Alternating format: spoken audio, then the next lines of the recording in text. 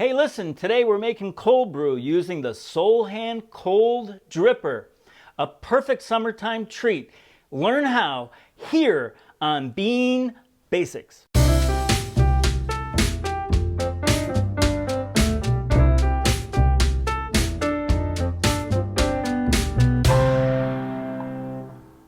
Oh, hey there. Welcome to Bean Basics with Bob and Michelle. Welcome to sunny Saugatuck. And welcome to the Obis Lab. Hey, listen, today we're talking about a cold brew coffee dripper, and this one's made by Soulhand. I love this particular design. I love how easy it is to use. You don't need any expertise whatsoever. These kind of cold drippers can range anywhere from $25 up to $150. This one's just $43, and I like the design and the simplicity of it. Let me go ahead and take it apart for you so you can see. And by the way, before I take it apart, let me mention that when we drip coffee through, as we're going to do with this here, that's a percolation method. We've shown you before a method for cold brew that's an immersion method. And I'll put the link up to that cold brew right up here. This is a totally different method. All right, let me disassemble here for a moment. This upper chamber, by the way, is where water and ice will go. This middle chamber, which has the brew basket in it, and this brew basket is all stainless steel, is where the coffee goes. And of course, this carafe right here is where the finished product goes. And you can pour straight out of the carafe when you make your drink, boop, like that. Or you can take the lid off here and put it right in the fridge. How simple is that?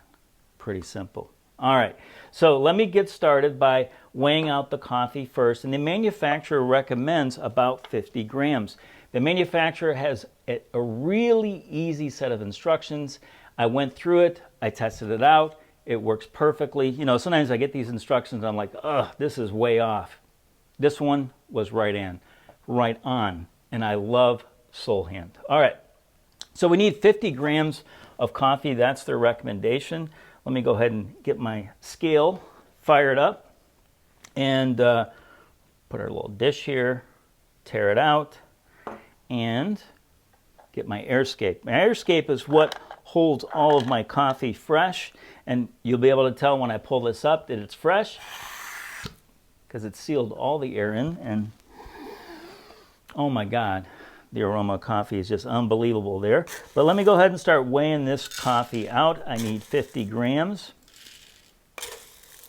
and it feels like we're going to be heading to the 30s. Yeah. 37. 49.6. This is bean by bean now. 50.3. That's perfect. Now, airscape, gonna push the air back out again. Beautiful. Everybody should have one of these in their home.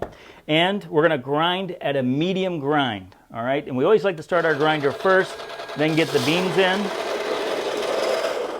But lucky for all of us, I've already pre-ground 50 grams, and so we're just going to get that right in here right away. Now, they recommend, like I said, a medium grind. So on the Baratza Encore, I've got this on about a 14. And so it doesn't need to be coarse at all. And 50 grams pretty much takes you to the lip of the stainless steel container. So you can see that right there. And you always like a flat bed when it's done. Now, you know, this has this dripper. This is the container where the ice and the water goes, and this is going to control the rate of the drip onto the coffee. The one thing I don't like about this is it's a single point of dripping into this coffee here, right? And so what don't I like about that? Well, if we keep dripping into the same point, the likelihood of water just sort of channeling through these grounds is pretty high.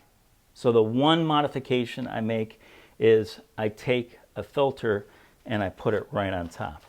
Okay. Now I'm using a filter from my AeroPress. If you have an AeroPress, you'll recognize this right here. If you don't have an AeroPress, that's no big deal.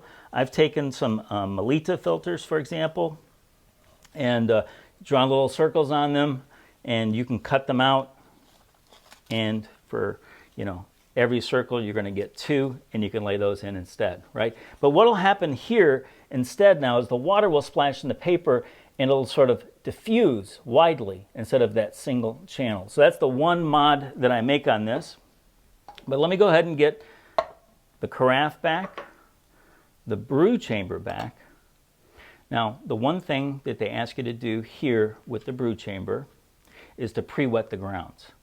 So before we add any water or ice here, I'm going to pre-wet the grounds. Now, I'm using my Stag kettle, all right, but it's not hot. It's cold water in here. But I use it because it's just easy to pour. And all I'm going to do is pour water on to pre-saturate until the grounds are saturated enough that it might drip through just a little bit.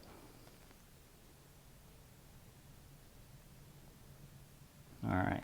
I should have put my paper filter in after and not before I did the pre-saturation. So, you know, you need about 50 grams of water to the 50 grams of coffee to get it pre-saturated, and that we've done. Okay. Now it's time to get our dripper component on, and the instructions here are to fill up with ice as high as you can go. Now you can see that there are markings here, 400, 600, 800. Now the recommended amount in here is 750 total of ice and water. But we're going to go all the way up to 800 because what I noticed is at the end of the cycle, not all the water goes through. And you'll see that later when we come back after our drip cycle is done. So fill up with ice as high as it can go, and we're going to add some water.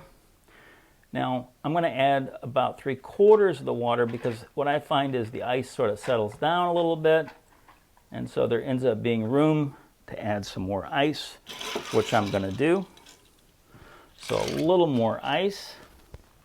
The more ice, the better. Okay, perfect. We can get our lid back on.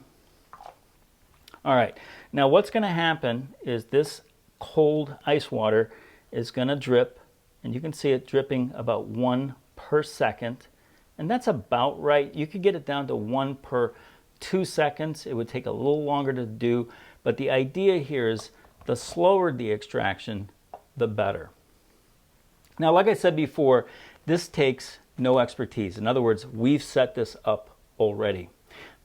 The one thing I wanted to mention, though, about this particular method over a hot extraction is that a hot extraction, you know, when you have a chemical reaction and when you add heat, it's a much more excited process, right? But when you chill everything down, everything goes much slower, and the chemical reactions go slower too. So the thing to keep in mind is coffee, when we're doing an extraction on coffee, what we're trying to do is get the water-soluble components to dissolve into the water. That's what makes coffee, right? But when we do a cold extraction, we don't actually extract everything, right? Because when we do a hot extraction, that's enough to take out everything. A cold extraction, it's just not explosive enough to get all those water-soluble components out. Now, the one thing it does get out in its entirety is caffeine. So you're not giving up anything on caffeine. But the one thing it takes a lot less out of the coffee, those soluble components, is there's less acid. So a lot of people like cold brew because it's very low in acid. Some say it's as high as 69% less acid than a hot brew method.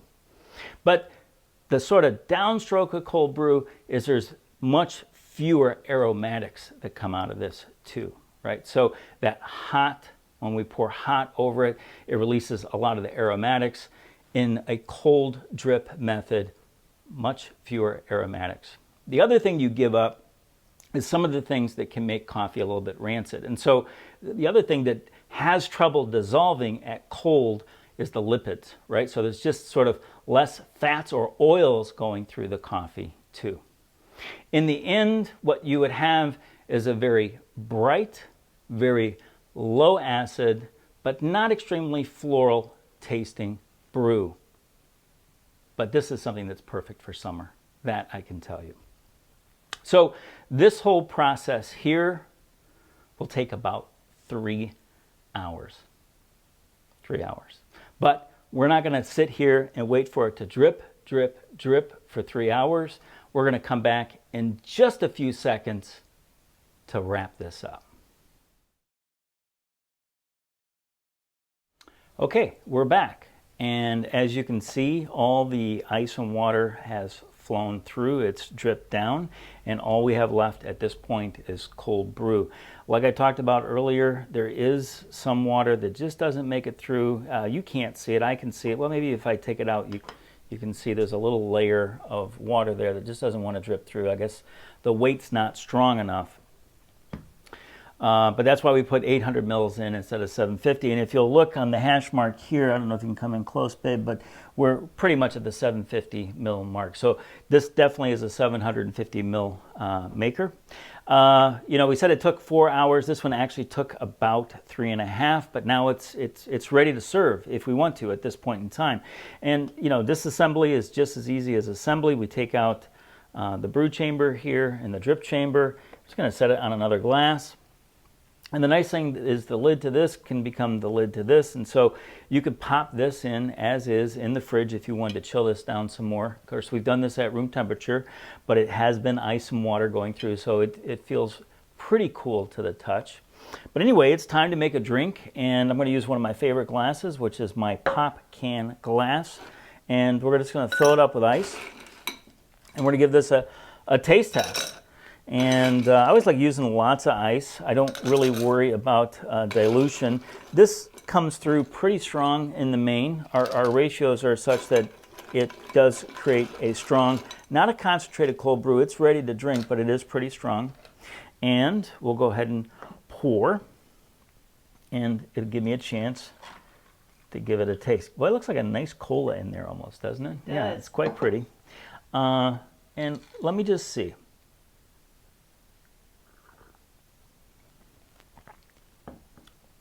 Yeah, definitely that cold brew taste. You know, the thing that's missing is acid. We talked about that earlier. And it does give out some of the aromatics, right? That when we do a hot brew, it pulls out many more aromatics than a cold brew does. But the way I would describe this is it's a very clean taste. And if you're one of those folks that need to have lower acid, this is a perfect way of producing that. So now, you know, I always drink my coffee black, and I think that's the way to do it, but I'm not judgmental on other people, but my beautiful wife, she likes cream and sugar. So I'm going to put a little sugar in here and have her try it too. Now I do have, this is a special sugar. You know, I put very fine sugar in with a vanilla bean pod, and so I ended up with vanilla sugar, and I don't know how close you can get in on that, but you can actually see little black specks in there if you get really, really close, maybe. This sugar smells like vanilla. It's so great. And I'm just going to put 2 teaspoons of that in here. And I use the extra fine sugar so that it dissolves easily. I could make it simple syrup, but you know, it's a lot of work. And we're going to put some cream in. And Michelle is always drinking her coffee with cream and sugar. I've never been able to convert her. Sometimes she even uses stevia, which I can't relate to that at all. But anyway, let me pass this beautiful drink to you, babe. And you go ahead and give it a try. Thanks, baby. You bet.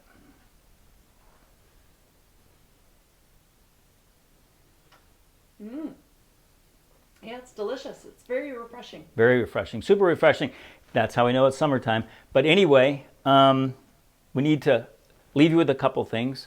First is, if you like this episode, go ahead and hit the like button. If you agree or disagree, please leave a comment. We would love that. If you have ideas about other episodes for us, we'd love to know what you want to know, because we'd love to share that with you.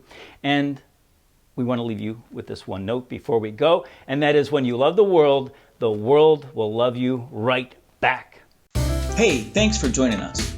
For future episodes, click the subscribe button. Bean Basics is brought to you by OneBigIslandInspace.com with 2 G's.